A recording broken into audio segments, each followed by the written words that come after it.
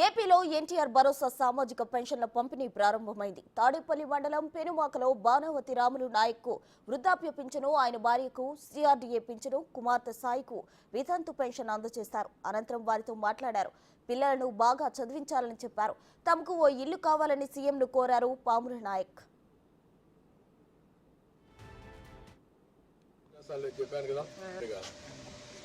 మా నాన్న ఒక్కడే సార్, ఎవరు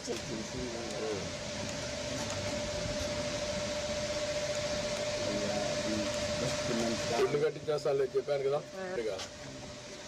మా నాన్న ఒక్కడే సార్, ఎవరు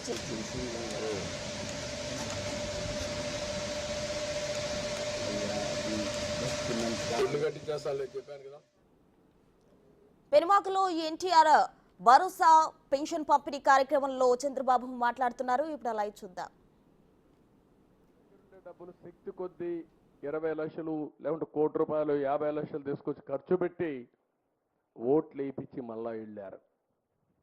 అదే మరిగా హైదరాబాద్ నుంచి అయితే 55 ట్రైన్లు 60 ట్రైన్లు ప్రత్యేకంగా వేస్తే ఏసీల్లో కిక్కిరిసి వచ్చారు. ఏసీల్లో ఎందుకంటే ఓసారి అందరూ వచ్చేసారనుకోండి, ఏసీ ఫెయిల్ అయిపోతే చాలా ప్రమాదం వస్తుంది, గుక్క తిరగదు, ఊపిరాడదు. కానీ అట్లా వచ్చారు, ఫుట్పాత్ పైన నిలబడుకొని వచ్చారు. కూలి పని చేసుకునే వాళ్ళు హైదరాబాద్ నుంచి నేరుగా వచ్చి వాళ్లే ఫుడ్ కూడా ఒక క్యారియర్ తెచ్చుకొని ఓటేసి మళ్ళా తిరిగి అక్కడికి వెళ్ళారు. అవి చూసిన తర్వాత నా జన్మ సార్థకత అయిందనే ఆనందం నాకుంది, తృప్తి నాకుంది. అది ప్రజలు చూపించిన అభిమానం. దానివల్లనే మొన్న ఎన్నికల్లో అంత పెద్ద ఎత్తున మీరు ఓట్లు వేస్తే ఇక్కడికే నేను వచ్చాననుకుంటాను. పక్కన ఓటు వేయడానికి 7 గంటలకి ఉండవల్లికి వచ్చాను. 7 గంటలకి 7 గంటలకు వస్తే నా జీవితంలో ఎప్పుడు చూడలేదు. ఊర్లో వాళ్ళందరూ ఓటుకు వచ్చేసారు, ఫస్ట్ అవర్లో వచ్చారు, మధ్యాహ్నం వరకు ఉండి ఓటేసాడు.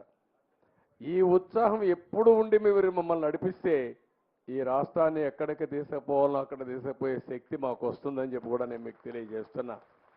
మీరు చొరవ చూపించారు, ఇక్కడ 21 సీట్లు గెలిపించారు. ఆ 4 సీట్లు కూడా మా వల్లనే పోయినాయి తప్ప మీ వల్ల కాదు. ప్రజలు ఓట్లేయడానికి సిద్ధంగా ఉన్నారు కానీ సరిగ్గా ఎంచుకోలేకపోయాం. కడాన మన ఓట్లు ఢిల్లీలో కూడా ఉపయోగపడ్డాయి. మీరు ఇచ్చిన సీట్లు ఈరోజు ఎన్డీఏకి కూడా కీలకమయ్యి పూర్తిగా మనకు సహకరించే పరిస్థితికి వచ్చారు. తెలుగు ప్రజలు ఇచ్చినటువంటి సహకారం ఢిల్లీలో మన పరపతిని పెంచే పరిస్థితికి వచ్చింది. I'm very happy. దానికి కూడా మీ అందరిని అభినందిస్తున్నా. నేను ఎప్పుడు కూడా తొందరపడను.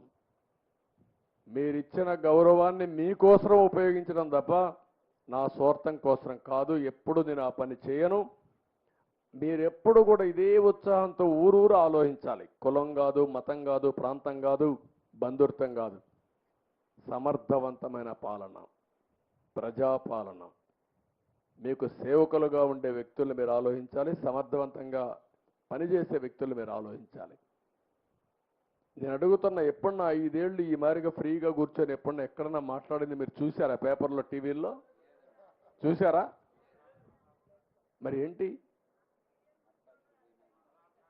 కాదు, 5 ఏళ్లలో ఒక్కరోజు కూడా ఇలాంటి పనులు చేయలేకపోయారంటే మనం ఆలోచించుకోవాలి కదా, సంథింగ్ రాంగ్ కదా. కాదు మీరు చూడడం కాదు, మీరు చూడడానికి ఉండాలి కదా. ఎక్కడన్నా ఉంటే నువ్వు పోయానో చూసి వస్తావు, ఇక్కడికి రాకపోయినా. ఆ కమ్మోళ్ళు కూడా పనిచేయడం అక్కడ ఉంటాయి కదా, మరుగుదొడ్లు ఉంటాయి కదా, అవి కూడా పనిచేయడం. మంత్రులు పోలేదు, ముఖ్యమంత్రులు పోలేదు, ఎవడా పక్కకు పోలేదు.